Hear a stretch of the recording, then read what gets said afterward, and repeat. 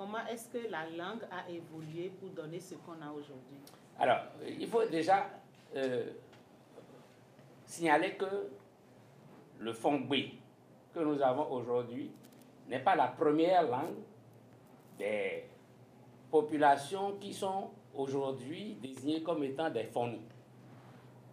Comme vous venez de le dire, ils sont venus d'Adjatado. Le flux migratoire fait remonter donc les fonds à ce royaume qui a essaimé dans toute la sous-région, enfin disons partant, amenant une branche vers les Togolais de Nyotien, plus une autre branche qui a émigré donc d'Adjatado à la suite d'ailleurs des disputes de succession vers Alada.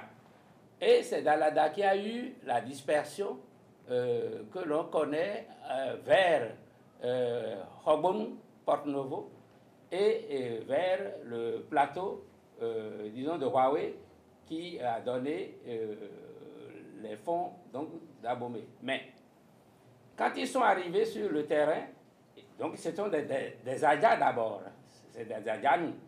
Et ils sont arrivés sur le plateau de Huawei, et c'est là où ils ont trouvé des populations qui sont des Ifons. Et c'est en les ayant assimilés qu'ils ont pris leur langue. Eux ont ajouté leur propre langue à cette langue Ifon, et dans le courant donc, du flux migratoire lié à l'expansion du royaume, eh bien, ils se sont ajoutés donc, des éléments comme des éléments Yoruba, ce qui fait que la langue Fon que nous avons aujourd'hui est un mélange ou une synthèse donc de langues, de plusieurs langues, que sont les Adja Sadonou, les Adja Aladanu, les Efon, les Wemenu même, plus les Yoruba. Donc c'est un ensemble disons donc, de peuples, de langues, de peuples trouvés sur le terrain qui a configuré la langue Fon que nous avons aujourd'hui. Mais la langue Fon elle-même, après s'être constituée comme langue de domination, s'est exportée vers d'autres localités au point de donner naissance à d'autres langues où le Fon a été aussi réaménagé par les populations conquises. C'est comme ça d'ailleurs que le Fon s'est transporté et s'est imposé au Kweda de Ouida, parce que c'était d'abord des Kweda. C'est pour ça que, bon, on a le Dangwe avec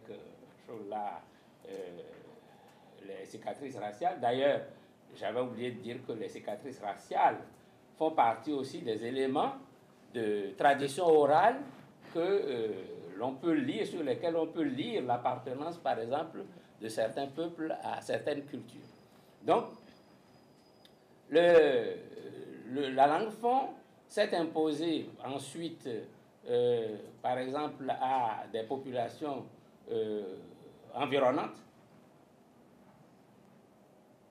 Les gens de Wenki, les gens de Zayanado, les gens de Kove se sont vus assimiler et imposer la langue Fon, dont certains éléments ont été influencés par des éléments Yoruba de Tchabé,